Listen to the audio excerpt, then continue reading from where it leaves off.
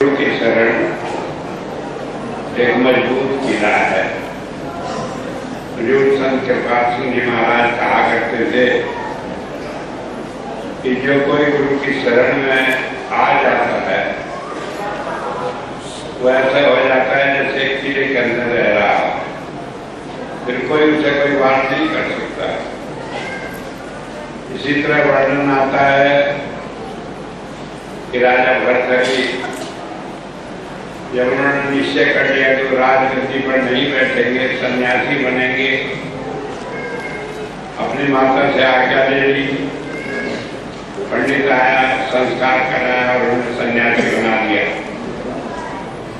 सन्यासी बना देने के बाद एक प्रथा होती है कि सन्यासी के वेश में अपने प्रियजनों के पास पत्नी हो, भाई हो, माता हो, उनके पास जाता, उस वेश में और भिक्षा मांगता है। शायद ये हमारे पूर्वजों ने एक इम्तिहान रखा कि देखें उनका प्यार किस तरह की व्यक्ति में बदलता है। भरतरी भी गए, जाकर माता से कहा, माता भिक्षा दे दो। माता ने देखा उसका लड़का जो राजा होना था वो भिखारी के रूप में उसके सामने खड़ा है, आंखें भर आई और उसके बाद कहने लगी, मैं बेटे तुम्हें भिक्षा में 3 चीजें देती हूँ। कहने लगी, पहली बात तो यह है कि जब रहना मजबूत किले में रहना, ऐसे ही इधर उधर मत रहना, कहीं दुश्मन तुम पे वार करते हैं। कहने लगी, माता मेरे पास हथियार कहाँ है, मैं तो राजपाट छोड़ दिया, रहने को छत भी नहीं है। कहने लगी, बेटा तुम मेरी बात समझे नहीं, गुरु की शरण मजबूत किला है। गुरु की शरण में रहोगे तो दुनिया में कोई तुम्हें परेशान नहीं करेगा। कौन नहीं परेशान करेगा? ये काम, क्रोध, लोभ, मोह, अहंकार जिन्होंने सारी दुनिया को लूट लिया, जीवन भर की कमाई, जीवन भर के पुण्य एक क्षण में ही बर्बाद कर देते। तो इसलिए संसार में दुख तो है। ईसा मसीह ने भी सेंट जॉन्स में कहा है, कहने लगी ये दुनिया दुखों से भरी हुई है। क्यों भरी हुई है? कि हम आए अपने कर्मों का भोग भोगने के लिए। भोग भोगने में कौन हमें सुख देगा? दुखी देंगे तभी भोग भोगे जाएंगे, और जब वो कर्म समाप्त हो जाएंगे तो हमारा छुटकारा हो जाएगा यहाँ से। तो उन्होंने कहा कि दुनिया दुखों से भरी हुई है, लेकिन मैं दुखों से छूटा हुआ हूं। क्यों छूटे हुए हैं? क्योंकि वो गुरु की शरण में है। अब कैसे गुरु की शरण ग्रहण करें, कैसे दुखों से छुटकारा पा जाए, मुझे नहीं मालूम। 1982 की बात है, बहुत सारे विदेशी आए थे, तो स्वर्ण जयंती वो मना रहे थे मेरी। तो मैंने उस वक्त कहा था कि जब हुजूर ने मुझे नाम दान लेने के लिए कहा, तो मैंने एक बात कही कि मैं नाम दान तो दे दूंगा, लेकिन एक बात आपको माननी पड़ेगी कि जो मेरे साथ जुड़े रहेंगे उन सबको मोक्ष मिलेगी।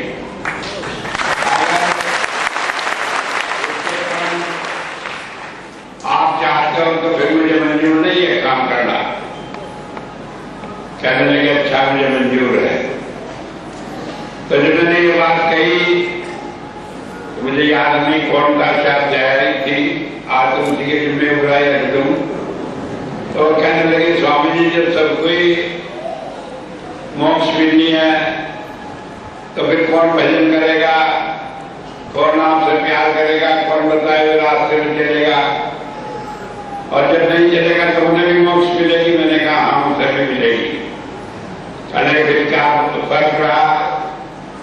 मैंने कहा फर्क ये है कि मिलेगी उन्हें मोक्ष, लेकिन जो साथ जुड़े रहेंगे, कहना मानेंगे, बताए हुए रास्ते पर चलेंगे, उन्हें जितना जीवन इस दुनिया में है ये भी सुख से बीतेगा, इसमें दुख नहीं होगा। धर्म केवल इसलिए नहीं होता कि हमें मोक्ष मिल जाए, बल्कि वो इसलिए होता है संसार में जितना जीवन हम जीने के लिए आए हैं, जो हमारे प्रारंभ कर्म है, जो हमें भोगने हैं, हम उन्हें भी भोग लें और उनमें दुखी न हो। कर्म तो हमें भोगने पड़ते हैं, लेकिन हम दुखी न हो ये तरीका हमें संत सिखाता है। कैसे सिखाता है? जब वो नाम देता है तब हमें एक बात बताता है, कहने लगे जब जाप करो, जब पूजा करो, जब याद करो गुरु को, तो अपना ध्यान यहां पर माथे पर रखो। बात तो छोटी सी है और है सब जगह, लेकिन कोई समझता नहीं। आप हरिद्वार जाओ, गंगा घाट में नहाओ, तो पुजारी वहां पर माथे पर टीका लगाता है और कहता है जजमान दो मेरी दक्षिणा। तो टीका लगाना क्या है? वो हमें ध्यान दिलाता है कि यहां अपना ध्यान टिकाओगे तो भी तुम्हारा काम बनेगा। लेकिन हमने उसे कुछ पैसे दे दिए, उसने ले दिए, जजमान भी खुश और पंडित भी खुश, और काम दोनों को बिगड़ गए, बना किसी का नहीं। तो इसलिए ध्यान ये रहने के गुरु बताता है कि ध्यान यहां रखो। अब उस यहां ध्यान रखने से क्या लाभ होता है कि आप जो भी कर्म करते हैं उसका आपको फल भोगना नहीं पड़ता।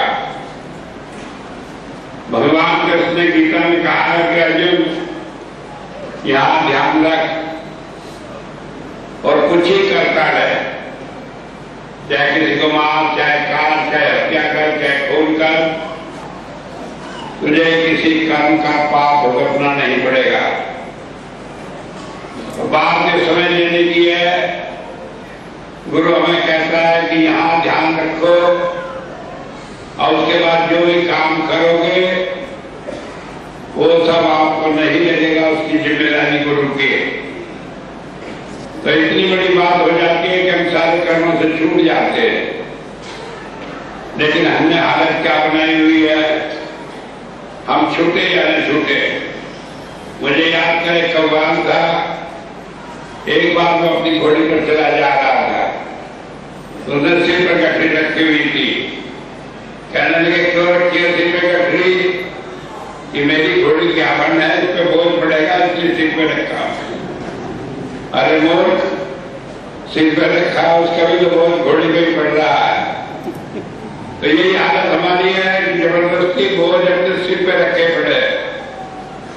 अरे जब गुरु ने कह दिया तुझे तो सौंप दो, तो एक बार सौंप कर तो देखो, क्या फर्क पड़ता है समझ कर तो देखो। लेकिन नहीं, हमें जिद है, हमको जो करना एक बार उसे याद भी नहीं करना। ठीक है भाई, तुम्हें याद नहीं करना ना करो, लेकिन उस पर भी आता है, वो डंडा हाथ में रखता है। जब पड़ती है मुसीबत तो 10 नाम नाक रखवाता है, कहता है आप तो याद रखोगे कि नहीं।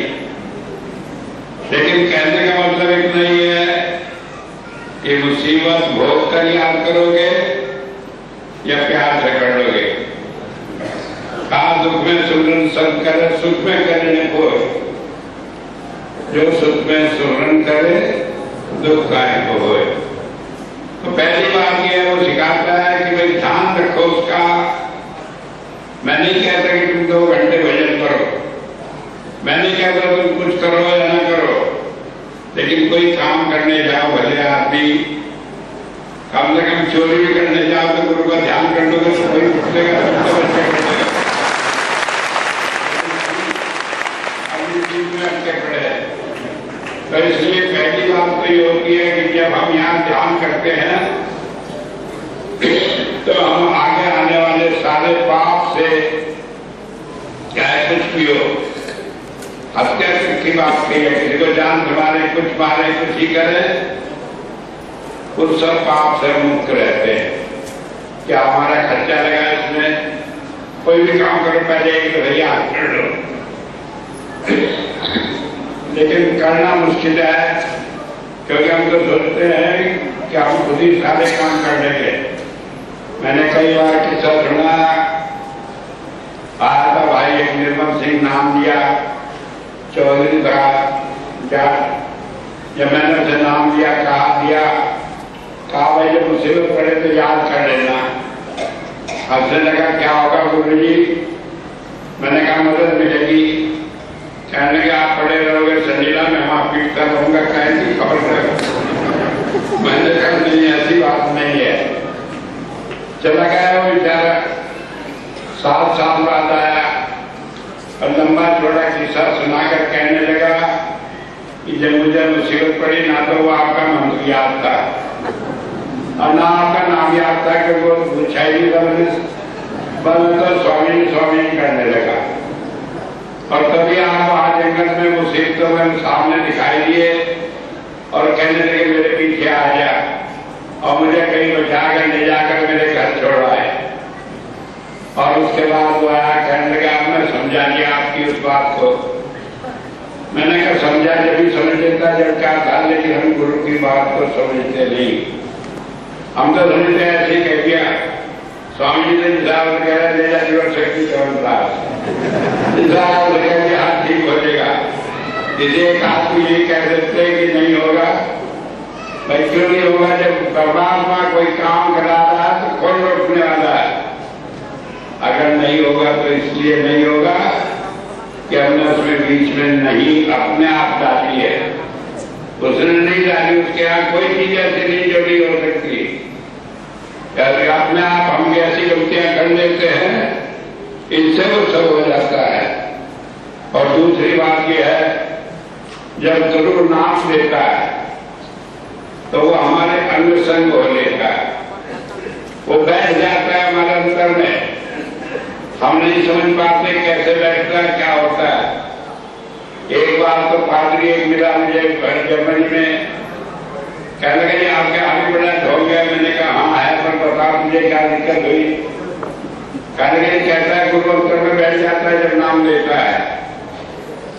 मैं कहा तुम घबरा रहे हो, इतना मोटा आदमी तेरे अंदर घुसेगा तो क्या होगा? कहने लगे यही चिंता है। मैंने कहा तुम फिक्र न करो, शरीर से नहीं वो तो आत्मा से साथ होता है। इस बात से क्या फर्क पड़ता है कि तुम याद करो न करो, वो छोड़ता नहीं है। जब भी कोई मुसीबत होगी, जब प्रकट होगा आकर विश्वास दिलाएगा। लेकिन मैं बार बार कहता हूं कि अगर तुम याद रखोगे तो थोड़ी सी तकलीफ भी नहीं होगी, वो सारे काम अपने आप करेगा। लेकिन हमारा है कि हम कहना ही नहीं मानते। अब जब हम कहना मानते हैं, ये कर्म करते हैं, लोग कहते हैं, कहने के हम तो गुरु के शरण में गए, हमें तो वही तकलीफ है, उससे भी ज्यादा होगी। अरे एक बात मैं आपको यकीन दिलाऊं, जितना आपको पहले तकलीफ होती है, गुरु मिलने में उससे ज्यादा होती है। इसमें कोई दो राय नहीं। क्यों होती है ज्यादा? क्योंकि मैंने एक दफा आपको बताया था यही इसी जगह, जब 77 में हमने अगस्त का भंडारा किया तो बरेली से सेठी साहब आए। बात की गई रात को 10 साढ़े 10 बज के, बारिश जला होकर दीदी आग जला के बैठ के बात करने लगे। तो कहने लगा स्वामी जी ऐसी दया करो, मेरे तो सारे जन्म कर्म इसी जन्म में कट जाए। मैंने कहा कहाँ झंझट में पड़े, कट जाएंगे एक बनी 2 जन्म में। कहने लगे नहीं बस इसी में कट जाए। मैंने कहा अच्छा भाई कट जाएंगे। अब यहाँ से गए मैजी में उतर के, वहां मेहर सिंह हुआ करते थे मीरू के पास, उनके घर जाकर ठहर गए। 8 घंटे बाद वो मेहर सिंह आए, मोटरसाइकिल में चढ़े और कहने लगे क्या बड़ा गड़बड़ हुआ? मगर क्या हुआ? कहने लगे सेठी साहब को दिल का दौरा पड़ गया। और सुशीला जी थी मेरी पत्नी, तो कहने के तो बहुत बुरा होगा, इतनी दूर से आदमी आया, आगे आप लिखा द्वारा पड़ गया तो कितनी बदनामी होगी। मैंने कहा कुछ नहीं होता, तुम चिंता नहीं करो। तो याद होंगे मैंने को मोटरसाइकिल चल रही ऊंची नीची, मैंने आंख बंद करी, महाराज जी कहने दिल का दौरा नहीं पड़ा। मैं चले एक बार करके दिल का दौरा नहीं पड़ा। और वहां जाके देखे तो सीढ़ी अलग, जोर जोर से छाती पीटते रो रहे, हाय मरा हाय मरा। मैंने कहा क्या हुआ, कहने का हाय मरा। मैंने कहा तुम इधर बहुत तो सारे काम कट जा। कहने का हाय मरा, मुझे नहीं खबर थी। डॉक्टर निकल को बुलवाया, वो आए, 2 घंटे तक बैठे रहे, 2-3 इंजेक्शन लगाए, सारे कुछ कहे। कहने के बड़ा सीरियस दिल का दौरा पड़ा है, इन्हें तो कहीं और दिखाओ। मैंने कहा सामने में और डॉक्टर है कौन। मैं बैठा भजन का आंख बंद करके, तो महाराज जी कहने का तू ही क्यों नहीं दे देता कोई दवाई। मैंने कहा क्या दे दूं, डॉक्टर मित्र दे गए, वो काम नहीं, वो क्या दे दूं। कहने कुछ ही दे रहे। मैंने कहा क्या कुछ दे दूं, कहने कुछ ही दे रहे। मैंने कागज लिया, उस पर कुछ ही लिख दिया, एक गोली, अब जाके वो पिताजी को एक काम नहीं लेकर घर दवाई दे दूंगी। और वो बड़ी मन के लोग थे, जब रात को आना पड़ा तो कहे करने की खबर नहीं क्या बात थी। करने की एक आदमी को दिल का दौरा पड़ गया और आप ये दवाई दे दे। कहने अच्छा, और निकल का चले दुकान के पर्ची देखी, कहने का इधर कोई दवाई लिखी है क्या, किधर दिल का दौरा पड़ गया। कहने के लिए आपके लड़के ने लिखी है। कहने के लिए अच्छा बड़ा महात्मा बना, जो भी मारेगा किसी को, दिल का दौरा की दवाई है। तो कहने के लिए मारे या न मारे, हमारे लोग भूल रही है, आप ये दवाई दे दो। कहने के अच्छा दे दी। आया, मैंने गोली दी। वो कहने का जैसे मतलब किस सवाल में सुनेंगे, पहले इनका देखें। एक गोली पानी से दी तो 10 मिनट बाद उनका सुर कुछ कम हुआ, मध्यम से नीचे स्वर ला के कहने का आया वाला उनका चलो कुछ तो ठीक हुआ। फिर दूसरी 15 मिनट बाद तो कम होगा बिल्कुल ही। तीसरी दी तो उठ के बैठ के कहने के कुछ भजन गाओ, मैं चुका देते वो कम था। तुमने तो सारे सुर में गा दिए, अब हमें क्या करना। कहने के ये क्या हुआ था। मैंने कहा तुम्हें याद नहीं, तुमने कहा था सारे कर बढ़ गया, पहले नंबर पे गए होते। कहने के मेरी तो हुआ, मेरे बस नहीं चल रहा। तो हम नहीं समझते कि गुरु हमारे कर्मों को जब ये कहा कि इसी जन्म में मोक्ष मिलेगी, कम से कम इसी जन्म में तो कटेंगे, ये थोड़ी उनकी छुट्टी होगी। अगर ऐसी छुट्टी हो जाए तो परमात्मा कहेगा कि इससे क्या हुआ है, सारे मेरे काम बिगाड़ना कि मेरा हुक्म नहीं चलने देता। लेकिन लोग समझते नहीं, वो तो समझे अपने नाम ले लिया, हमारे कैसे होगा। मैंने एक दफे कहा पिताजी कि हम यहाँ से गए, रस्ते में नाम लेकर गिर पड़े, पैर के हड्डी टूट गई। मैंने कहा भाई और तो सबकी टूटी है, नाम से टूटती तो उस दिन तो 600 आदमी ने नाम दिया तो सबकी टूटती। तो कोई बात समझ में नहीं आती, अपनी अपनी मन की लगाते सारा काम हो जाए कुछ ही हो। एक आदमी था, एक सिंधी दुकानदार हुआ की बीच में, एक दो बार करके मैंने महाराज जी से नाम ले रखा, मेरी बड़ी उन्नति होगी। मैं क्या हुआ कि वो तेल का सैंपल देगा था इंस्पेक्टर, वो होगा फेल। अब वो मुझे पकड़ के सर यहाँ बाजार में लेगा, जलूस निकाला, मगर खराब तेल तो तुम ही बेचते थे। पहले बेचते तो महाराज जी की दया थी, महाराज जी की दया नहीं थी, वो तुम्हारी मूर्खता को देखे नहीं थे। लेकिन कोई काम पिछड़ा था तो होने का करने के लिए क्या होगा, मगर जो होना था हो गया, आगे कुछ नहीं होगा, आगे छूट जाएगा। कहने कैसे छूट जाएगा, मगर कैसे नहीं पूछते। संत से कैसे पूछा तो काम मिला, क्यों फिर उनका खुद ही देख लो कैसे होगा। कई बार मैंने सुना है कि बुढ़िया के बाद बच्चे होने को था, एक साधु के पास गए, उन्हें कुछ लिख के दे दिया। उन्होंने कुछ लिखा था, उसने देखा साल एक बच्चा हर मॉडल का का तैयार। जब 7-8 बच्चे हो गए तो कहने बाबा जी ने क्या लिख दिया, ऐसा जुलाब की पूजा के हड़ताल। जब वो बहुत बात होगी तो उन्हें खोला, उसे पर्चा लिखा शिव भरत की पूजा। कहने ये कौन सा मंत्र है, ना कुछ और ना गुरबाणी से, ना कुछ मंत्र क्या लिखा। हो गई जाकर कहने लगे बाबा जी को कहीं थोड़ा मंत्र लिखा छिद्र की बढ़िया छिद्र से घास हो जंगी और हमारे कौन सा घास था जिसमें फूल लगा कहने का छिद्र की पुलिया पुलिया पुलिया ना पुलिया सही। अब आई घर लेके सारे बच्चे मरे पड़े। अब वहां रोटी पीटती गई क्या बाबा जी सब मर गए कहने के पहले कहा था कि कुछ नहीं होता खुलते ही नहीं खुलते तो नहीं खुलते।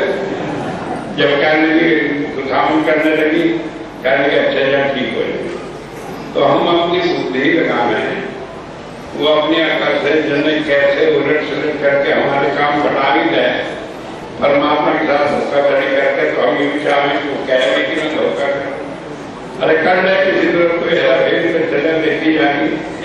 लेकिन फिर बात ये सोचनी चाहिए कि छोटी छोटी बातों को एक एक करोड़ को लेकर बैठ जाओ जो क्यों नाम लेने के बाद क्यों भाई क्या नाम लेते कि शादी दूध के धोए हो गए पिछले जन्मों के ये तो हजारों लाखों जन्मों के कर्म है वो एक ही जन्म में सारे कटवाने लग रहा है। इससे ज्यादा वो भी तुझे आसानी से कि हाथ पे रख के बिल्कुल परवाह करता हुआ हमें जरा सा कांटा लगे वो पूरा उसका दुख उठा है। लेकिन हम समझ लें हमने भूखता ही क्यों जरा सा कर जब करने थे जब कभी सोचा अब करने अभी नहीं सोचते लेकिन जरा सा फल भोगना पड़ जाए तो सोचते हमारे साथ चले क्या। बहुत सारी बात आते हैं मैं समझाता नहीं हूं ना मैंने कहा भाई यहाँ तो ऐसा ही है तो कहीं घूमिया पता लगिएगा क्या है क्या नहीं। जब से समझ आए कि इतना रियाज कहीं मिलती नहीं जितनी संत के दरबार में मिलती है वो तो सूली का सूल कर देते हैं पर हमें मालूम नहीं पड़ता क्यों करते हैं वो सूली का सूल क्यों हमारे कर्मों को आसानी से कटवाते हैं। मैंने कई बार एक कहानी सुनाई बात तो सारी पुरानी है 35 साल हो गए कहते कहते नहीं कहा और नहीं है वो सुनाऊं कैसे क्योंकि वो तो बहुत सीक्रेट है मैंने सुना दो तो हर कोई सोचने लगे कि भाई मेरे आके की ऐसा करते जब कोई बात तो उनके महाराज जी ने ऐसा किया था कहने का आप नहीं करते जी महाराज जी ने आपको साथ किया था भाई ठीक है मैं जब मुझे करा है तो उनकी दया है लेकिन आप उस दया के पात्र तो बनो असल में हो सकते थे कम से कम झूठ मूठ ही कह दो भाई हम तेरे हैं। लेकिन हमारा तो यह है कि सारी जगह मत्था टेक जाओगे कोई जा रहा कि हमारा भी जाओ उसका भी मानो कहीं कोई छोड़ते नहीं। पहले जितने पीर पैगंबर माने थे उससे ज्यादा शुरू कर दे क्यों कर दे। मुझे याद है एक दफा बरेली में था एक लड़का था प्रभु और उसने छोटे नाम ले लिया 15-16 साल का था। अब महाराज जी की दया तीनों महाराज जी के बाबा श्याम सिंह जी के मेरे और बुजुर्ग के दर्शन होने लगे। एक दिन मेरे से लगे करने कल में सोचो थोड़ा हनुमान जी का भी पाठ कर दिया करो। मैंने कहा क्या हुआ क्यों करे तेरा कोई काम नहीं बनता करने ना वैसे तो आप तीनों रोज आओ मगर फिर क्या काम है करेंगे कि आप गुरु से काम बताना नहीं किए तो इसलिए सोचो भैंस का काम जो है वो उससे करा दी तो हनुमान जी से दूध कम जाए कुछ जाए तो वो कर देगी। हमने कहा क्यों गुरु नहीं कर सकता क्या कहने की छोटा काम है गुरु से क्या करवाना हर बात अपने मतलब की चीज है बिल्कुल यूं नहीं सोचते कि वो क्या कर रहा कैसे कर रहा बस ये है कि अपने मतलब भी हो जाए। कई लोगों से इससे भी ज्यादा है पहले हम जब यहाँ शुरू थे जब वो छोटे छोटे बच्चे आगे की तरफ नाम ले लिया अब उन्हें अच्छे हम लोग होते थे मुझे कभी कभी ये बताने का कुछ चोरी होगी बोलेगा ढाके बोलेगा। मैंने उसे मना किया कि भाई ऐसे नहीं बताते ये ठीक नहीं होता क्योंकि आपका क्या हम तो बताओगे हमारे गुरु जी बताओ मैं तेरा गुरु जी कौन थे भाई तेरे ने महाराज जी को सुना नहीं देखा नहीं नाम मेरे चलिए तेरे गुरु जी कौन से हो गए कहने के हमें सब के पास सिंह जी वही बताया मगर अच्छा देखी जाएगी अब कर गए अगली दफा उसने बताया वो सारा झूठ लड़ाई करी मारपीट करी तो कहने लगे मेरी तोबा मैं अब नहीं बता लिया। तो हम समझते नहीं सारी दया वो कर दे लेकिन हमारा तो यह है फिर इन से उठते काम भी करने लगते। महाराज जी कहा करते थे कि अगर सिख को भी पता लग जाए गुरु से कितना प्यार करता है तो पेट फाड़ के मर जाए और जीना मुश्किल हो जाए उसका। अब दुनिया चलेगी कैसे? तो इसलिए बात समझ लेने की है कि इस कर्मों को कटवाता भी है, जो देखता है इससे कोई काम बिगड़ा नहीं। लेकिन अब हम सोचते हैं कर्म ना कटे तो फिर तो बंधन रहेगा, फिर हमारी तरक्की कैसे होगी? कई बार मैंने सुना है कि आगरा से मथुरा नाव जाया करेगी, देखकर भंगत आदमी लेकर भाग दौड़ के बैठ के खा पी के नाव में कि रात को चला के भेजेंगे, सुबह वापिस जाओगे घूम फिर के। अब वो आकर नाव में बैठ कर भांग खा गए, 2 आदमी नाव चलाने के 2 आदमी बैठ गए, 2-2 घंटे बाद बदलते ने सारी रात नाव चलाई। सुबह देखा नाव वहीं की वहीं खड़ी, कहीं नहीं मथुरा है। वो चारों लड़ने लगे कि क्या हुआ? एक आदमी खड़ा था उस पर घाट पर कहने लगा क्या बात हुई? कहने लगे सारी रात नाव चलाई, सब पसीने पसीने हो गए, लेकिन नाव यही खड़ी शायद आती ही नहीं। कहने लगे किसी ने यूं देख लिया था कि रास्ता इसका खोला कि नहीं? कहने लगे नहीं, वो तो देखा नहीं। तो ये रास्ता हमारा बंधा रहेगा तो हम चलेंगे कहाँ? तो इस रस्से को काट के ढीला करके तभी तो हमारा भजन करा होगा, नहीं तो क्या होगा? किसी का भजन होगा तो आपसे पहले इसकर नाच कर बाद में मेरा कुछ करिए अच्छा हो। हमें यूं समझने का मांगे क्या, ना मांगने खबर न किसी बात की खबर पर मिल जाए।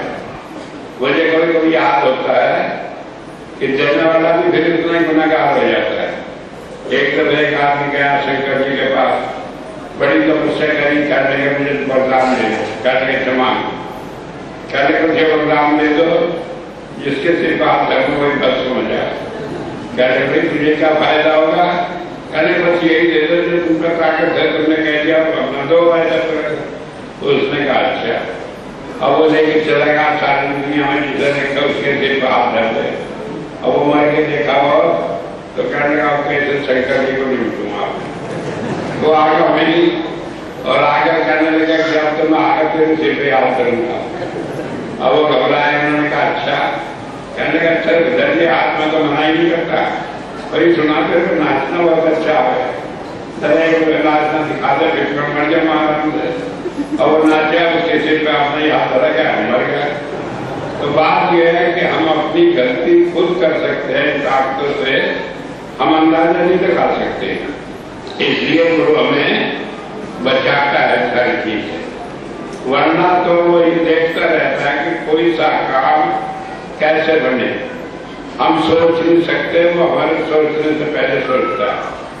तो लेकिन शरणागत हो कैसे, हम अपना अंदाजा लगा सकते जब होंगे शरणागत, जब हम अपनी बात को उसके ऊपर छोड़ देंगे, क्योंकि वो जानना क्या चीज सही है क्या चीज गलत है, वरना हम अंदाजा लगा सकते। अब कई आदमी कह करने का मांगेंगे तभी तो कोई बात, लेकिन मांगना क्या होता है इसका भी अंदाजा नहीं होता है। एक बार मैं अपने घर में रहा करता था, तो वहां एक मुसलमान फकीर आ गया, कहने के आप और हम दोनों मिलकर खूब भजन करेंगे। अच्छा, मैंने उसे और में नीचे करा दिया, मैं ऊपर। अब मैंने कहा रात को 12 बजे उठ जाया करके घंटी बजा दिया कर, तो मैं भी उठ जाऊंगा, लेकिन ज्यादा देर न बजाइए, कहीं पड़ोसी उठ जाऊंगा कहने लगे क्या हो रहा है। तो मैंने एक बजा दिया, मैं खांसूंगा बस, तुम अपना भजन में बैठ गया। एक दिन उसने घंटी बजाई तो बराबर में मेरे छोटे भाई की बहू थी, वो उठ आई, कहने क्या वो चंदू आगा गया? क्या हुआ? कुछ नहीं। कहने चंदू आगा गया? कहाँ गया? कहने को दिल्ली गया था और 12 बजे आ जाओ, बस वो आ जाए नहीं, कहीं ऐसा ना कोई गड़बड़ हो गई। जब ये बात घड़ी तो मेरी पत्नी वहीं सोई थी, वो भी ठीक। कहने क्या बात है? मैंने कहा कुछ नहीं बात, पर मैं तो भजन पे बैठ गया। अब वो उसे कहने की सारा किस्सा कि ऐसा लड़का गया आया नहीं, तो कहने की मैंने कहा था, इन्होंने सुनी। तो आई भी जरा हंसी जगना, कहने इनके तो भजन को आगे लगे नहीं कुछ सबसे सिखा। मैंने कहा अच्छा चलो भाई, हम आपसे बैठे, थोड़ी देर बाद खबर नहीं क्या हुआ क्या नहीं, तो चंदू आ गया, लेकिन मुझे पता नहीं। तो तभी मैं भजन में बैठा तो महाराज जी कहने चलो। मैंने कहा क्यों? कहने का तुझे भजन इसलिए कर रहा था, वो होगा, वो तो आ गया। मैंने कहा कौन आ गया? कहने के चंदू आ गया। मगर मैं तो कहा नहीं आपको चंदू आ जाए। कहने कहा कभी पर तेरे मन में नहीं था। मैंने कहा मन में तो था, झूठ क्यों बोलूं? कहने का तो फिर कहना क्या हो? तो इसलिए हम ये सोचे हम गुरु को कह रहे मांग नहीं रहे, वो जानता है सारी, और एक एक बात हमारे मन की जानता है और पूरी भी करता है जान को। जब नहीं करता तो वो ऐसी मजबूरी है कि जिसे करने से फायदा है, जिसे करने से कोई फायदा नहीं होता। जैसे बच्चा रोने लगे, आंख में हाथ दे तो माँ थोड़ी देने देगी हाथ, चाहे कितने प्यार करके बच्चे को, लेकिन नहीं देने देगी। तो इसलिए बताया को से ध्यान रखिए। इस सारी स्थिति में हम क्या करें? तो कदा शरणागत की स्थिति हो जाए। भगवान कृष्ण ने गीता में यही कहा, सारे उपाय बताए, यो करो, इससे मुक्ति होगी। अर्जुन कहता रहे तो बहुत मुश्किल है मेरे बस का नहीं, ये बहुत मुश्किल है मेरे बस का नहीं। आखिर में कहा अर्जुन तू धर्म कर्म सब छोड़ दे, मेरी शरण में आ जाए तो मुक्ति मिलेगी। तो शरण क्या है? या मन तन से उसे स्वीकार करके उसके ऊपर छोड़ दे। कोई बात हम सोच ही ना हो कि क्या होगा क्या नहीं होगा। ज्यादा नहीं हो तो कहते भाई आप जाते, हमारे उसका कुछ नहीं, हम कुछ कर नहीं सकते। लोग चाहे नहीं ठंडा कहे चाहे कुछ ही कहे, लेकिन हम शरणागत की स्थिति को आ जाते हैं। जब आ जाते हैं हमारे सारे काम बन जाते हैं। और वो ये भी कभी कभी देखता है कि कितने बेचैन हो जाए, नहीं काम करता तो, जब कोई मजबूरी हो तो नहीं बनता तो उसका क्या इलाज। तो इन सारी बातों को देखकर एक बात तो यह है कि हम शरणागत की स्थिति को पूरी तरह प्राप्त कर ले, तब काम बनता है। अब उसमें यह है कि वो काम कैसे बनता है, क्योंकि कर्म तो भुगतने वो कैसे छुटेंगे? तो वो छुड़वाता है फिर निष्काम सेवा से।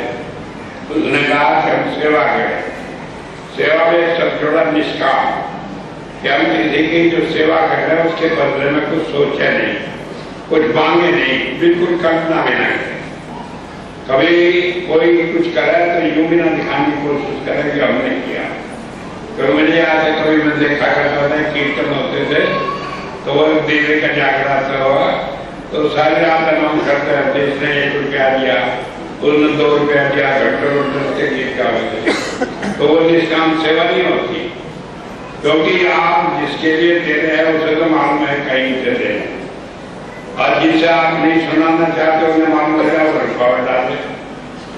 तो फिर काम सही सेवा होगी कि हम उसमें अपने फल की इच्छा करें। निष्काम सेवा वो है जिसे हम सोचे ही नहीं कुछ भी, तो उसका फल होता है। उसका फल क्या होता है कि एक तो कर्म पड़ जाता है।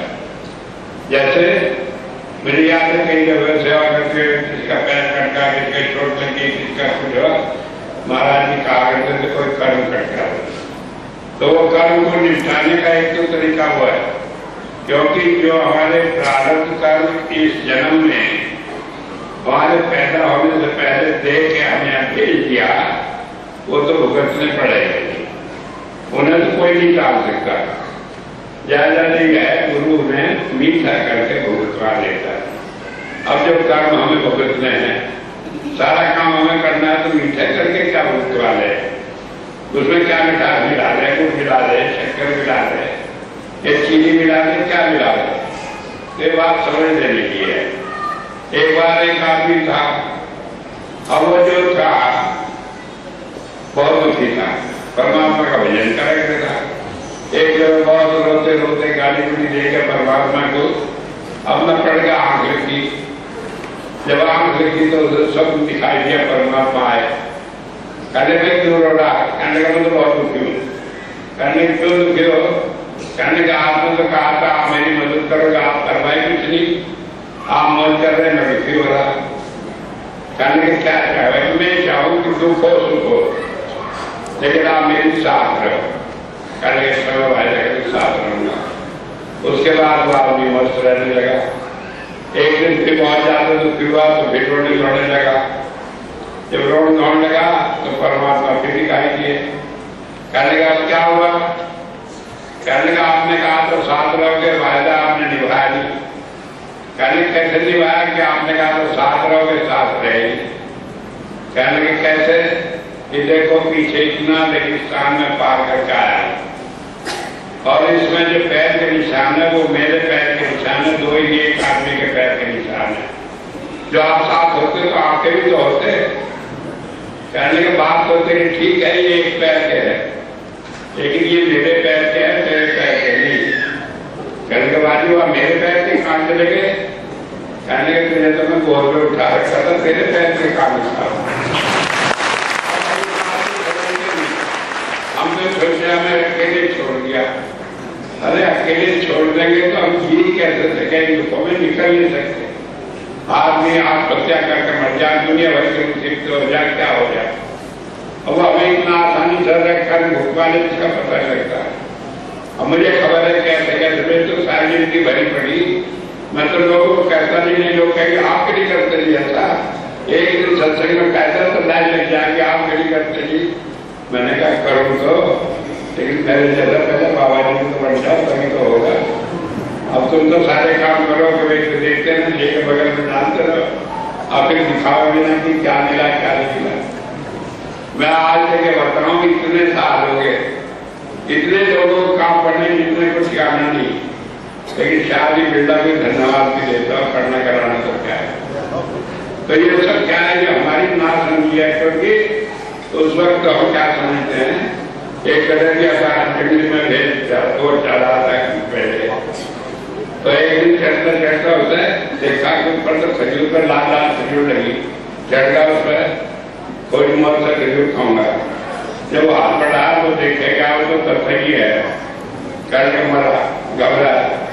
जब घबराया तो सोचा कोई काट ना रहे, नीचे को देखा और नीचे इतना बड़ा पेड़ कहने गिर पड़ा रसन वाला, तो वहां से राम राम करके चला। कहने के परमात्मा आज गलती होगी, पर नीचे ठीक ठाक उतार कर 100 रुपए का प्रसाद चढ़ाऊंगा। अच्छा बात होगी। आधे रास्ते उतर आया जब पेड़ पे तो कहने लगे मेरे भाई गलती करेगा, 100 रुपए तो बहुत ज्यादा है, 50 का चढ़ाओगे। अच्छा फिर और नीचे करता है जब उतर का जमीन पे, कहने किस बात का प्रसाद चढ़ाऊंगा? अरे मैं चढ़ा मैं कर गया, कहने कौन सा मेहनत है। तो हालत ये है कि हम तो क्यों भी कहते मुश्किल करें कि हाँ दया हुई, कोई नहीं कुछ कहता। तो क्या है कि जब हम शरणागत हो जाएंगे, जब हमें ये हो जाएगा जो कुछ करा उसने ही करा, तभी तो हम जिम्मेदार झटराएंगे कि तेने जो बुरा करा ये भी तो नहीं करा। लेकिन सवाल ये हम तो अच्छे को भी कहने से तैयार नहीं, पर क्या करेंगे। तो इसलिए जो है शरणागत की स्थिति इतनी आसान है, एक दिन उसमें छोड़ दो, फिर समझाने क्या हो। अरे और तो ऐसी समाज में बच्चा छोटा था, अब शरणागत है मां ना, उसे कहना कि मुझे पेशाब जाना, टट्टी जाना, कपड़े की है, सूखे है, भूख लगी, प्यास लगी, सारे काम मां देखे। अगर थोड़ा थोड़ा समझदार हो जाए करने करने का अपने आप का जरूरत, तो उसकी स्थिति शरणागत की है, हमारी नहीं बनी। अगर हमारी बन जाए तो हमें फिक्र किस बात की, जो होगा सब अपने आप देखेगा। मैं तो जिंदगी में इतना देखा है कि सोचने से पहले काम बने। मैं काशीपुर में था तो बैल रहा तो बाबा जी हमें जेब तो खाली रही, तो वहां एक दिन महाराज जी आए, शाम के वक्त कहीं जाना था उन्हें आगे, तो वहां थोड़ा 1 घंटे के लिए उन्होंने रस्ते में रुके, सड़क पे ही जगह बना के लोगों ने रोक लिया तो सत्संग दिया। अब सत्संग देकर वो जानते पीरू मदारा एक जगह थी, ताई जी जो थी उनके दामाद को कुछ जमीन खरीदवानी थी जिससे उनका फार्म बन गया। और पीरू मदारा गए तो अपने पर्सनल काम से, लेकिन ऐसा था वहां जिसके यहाँ ठहरे थे फार्म पे, वहां अगर कोई जाना चाहे तो मिल सकेगा। अब मेरा मन करा मैं भी चला जाऊं।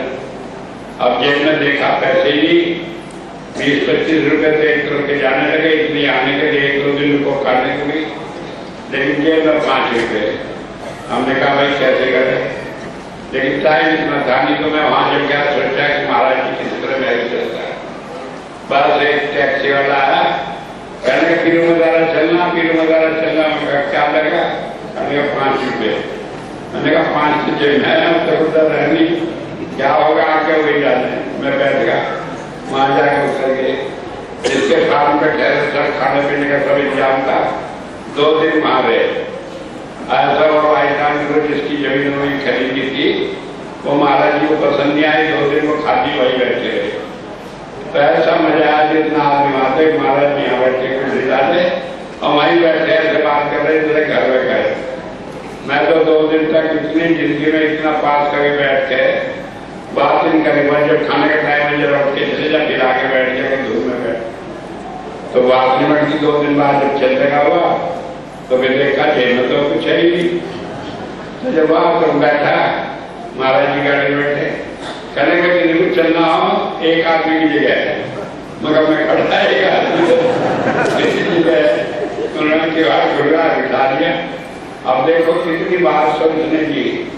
हम अपने कहने का वहां जंगल में कहा होगा क्या होगा, और वो दुनिया में कौन सी ऐसी जगह है वहां नहीं देखता सुनता नहीं, लेकिन हमें यकीन नहीं आता। हमारे साथ में परमात्मा ने बुद्धि लगा दी, ये काल की असली दास है। ये सब जगह हमें गुरु से दूर करे, परमात्मा से दूर करे। क्या करेगा नहीं, खाएगा क्या? अरे जो नहीं करते वो नहीं खा रहे। दास हम लोग कह गए सबके दाता रहा, लेकिन हम उन बात को समझते नहीं। तो बात ये समझ लेने की है कि शरणागत की स्थिति हो जाए क्या कि हम कहना माने। अब कहना क्या माने? गुरु तो कोई बात कह दी इशारे में, अब हम समझे तो ठीक है, नहीं समझे तो हो जाए।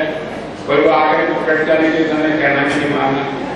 अब जब हमें समझ आवा कि हमने कहना ही नहीं माना तो हमें अपनी गलती में, लेकिन सोचने की बात है कि वो कह रहे तो उसका फायदा होता है। एक जब देहरादून में महाराज जी मानव केंद्र में थे तो वह ऐसी अपनी मौज आई, सबकी जब मौज हो न जाने क्या कहते। तो कहने के भाई जितनी देर कोई भजन में बैठेगा उतनी देर उसे सोना नहीं पड़ने का। मैं बैठा तो मैं कहते महाराज जी कितनी देर हो कितने साल। अब मैं 13 दिन की छुट्टी लेकर वहां गया था। मैंने कहा अच्छा होगा दिन में सेवा करो, रात को भजन बैठो।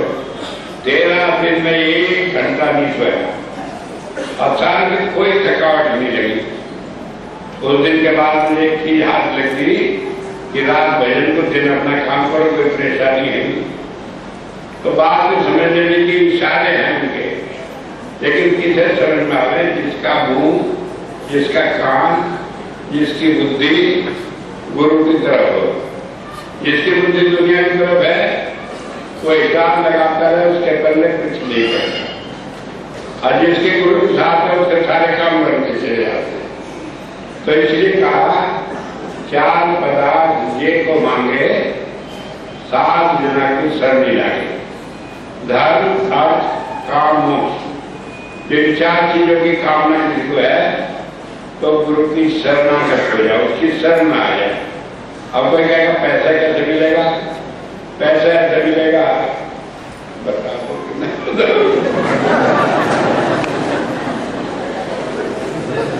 ऐसा मिलेगा कि जब शुरू में हमारा काम चल रहा था तो लाला रामचंद्र थे लक्ष्मी वाले। एक दिन वो अपने घर ले गए, बात करने लगे, करते करते कहने लगे स्वामी जी आपको एक बात खबर है? उनका आपको खबर है?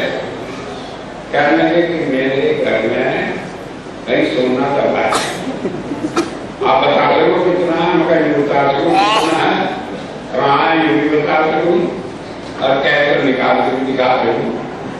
कहने लगे कितना? मैंने कहा 5 किलो है।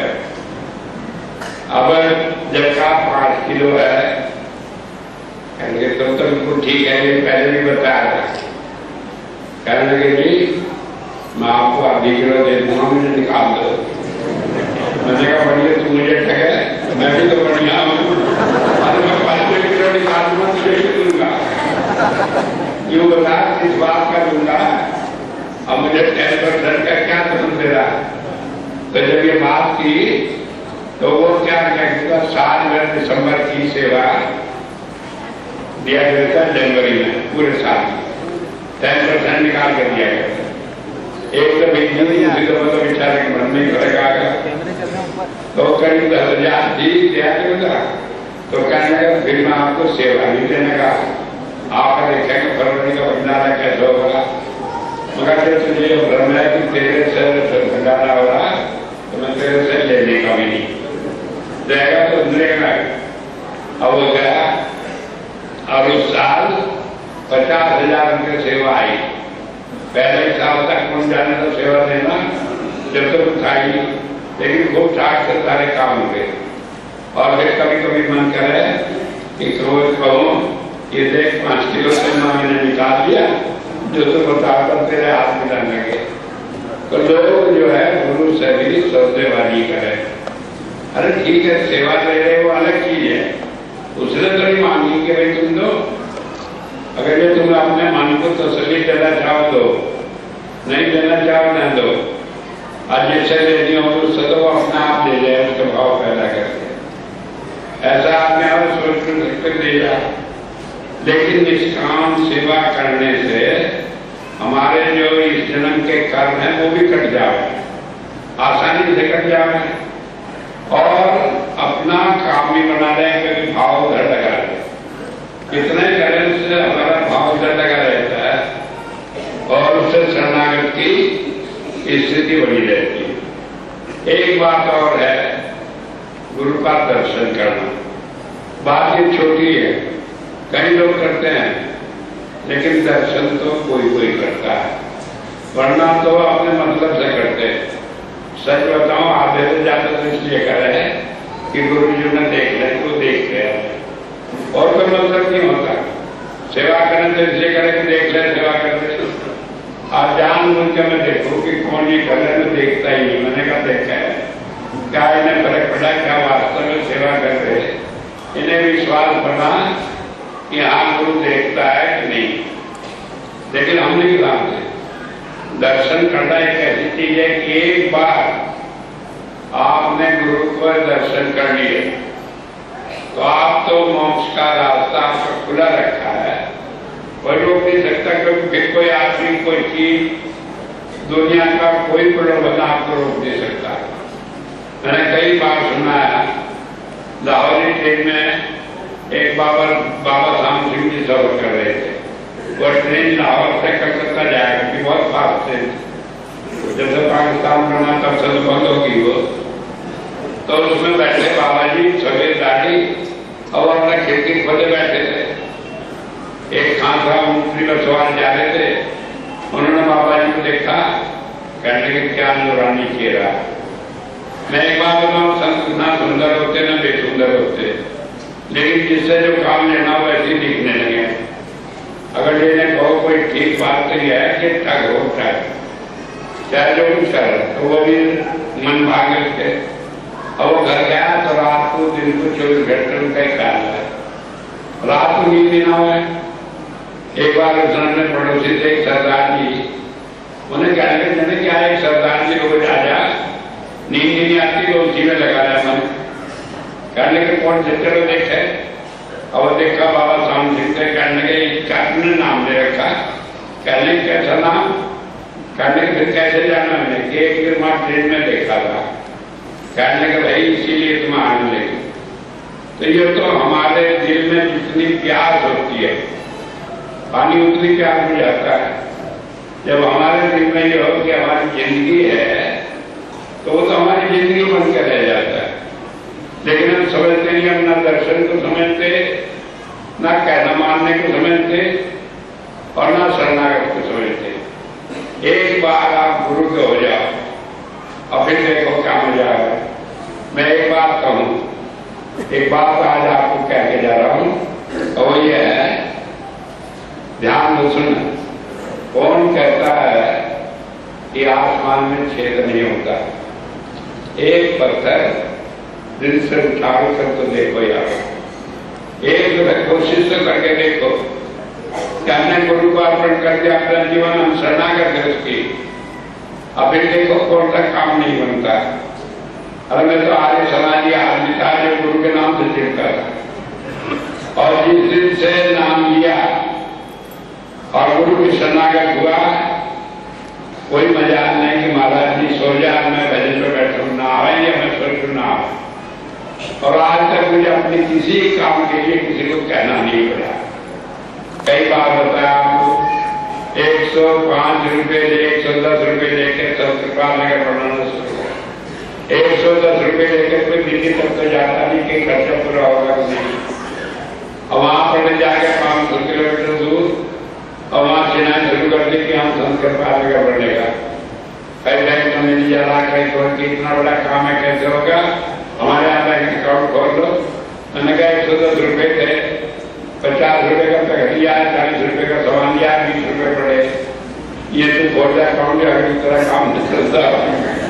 हम तो पहले रुपया जो और आ गया और कोई काम रुका नहीं, कोई आदमी सोचे नहीं रुका। मैं आ गया अमेरिका जब पहली दफा, हमारे मामा जी थे वो इकोनॉमिस्ट है बड़े, कहने का भाई चले काम कैसे चलेगा। मैंने समझाया इसलिए चलेगा, मगर जितना मैं डिमांड रखता हूँ उतना ही वो भी देता है। कहने को रोकते जाकर कुछ नहीं कहना, आप समझिए मेरी बात। तो फिर मैंने कहा कि एक दफा कोशिश तो करके देखो, एक दफा से कहकर तो देखो कि हम शरणागत है, अपने मन बुद्धि को अलग करेंगे। कोई कुछ ही कहे परवाह नहीं, भाई हम तो उसके हो चुके। कबीर साहब ने कहा जो पतिव्रता नांगी रहे भाई पति को ला, कि औरत का पतिव्रता वो नहीं सोचती कांत खाने को आगे कांत करता होगा, तो जाने मेरा पति का काम है वो करेगा। आज हम परमात्मा को अपना मालिक समझ के और फिर कहते हुए हमारा गुरु तो परमात्मा है और परमात्मा है तो तुम कार्य बोलते फिर फिर तो अपना काम सारे करेगा, परमात्मा काम कौन रोक देगा। अब जो रुक रहे हो देखो थोड़े दिन क्यों रुक रहे, क्या वजह है, काम तो सारे ही हो। हमने तो ये देखा है कि सोचने की जरूरत नहीं पड़ती, उससे पहले काम हो जाता है। तो इसलिए मैं बता कोई यदि नहीं कह रहा हूं, कबीर साहब ने कहा कबीरा मन निर्मल गया जैसे गंगा जी, पीछे पीछे हाथ फिरे, कह रहे कबीर कबीर कि पीछे पीछे फिरे कुछ काम बता मैं करूंगा।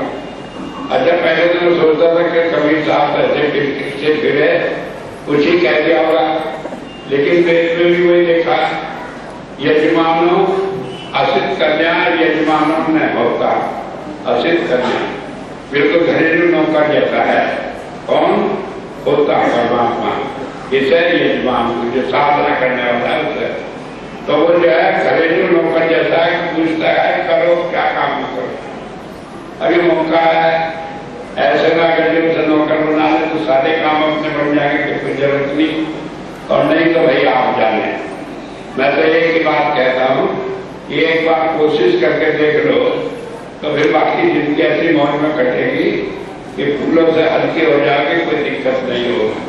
बस इसी बात को कह के मैं आज अपनी बात समाप्त करता हूँ।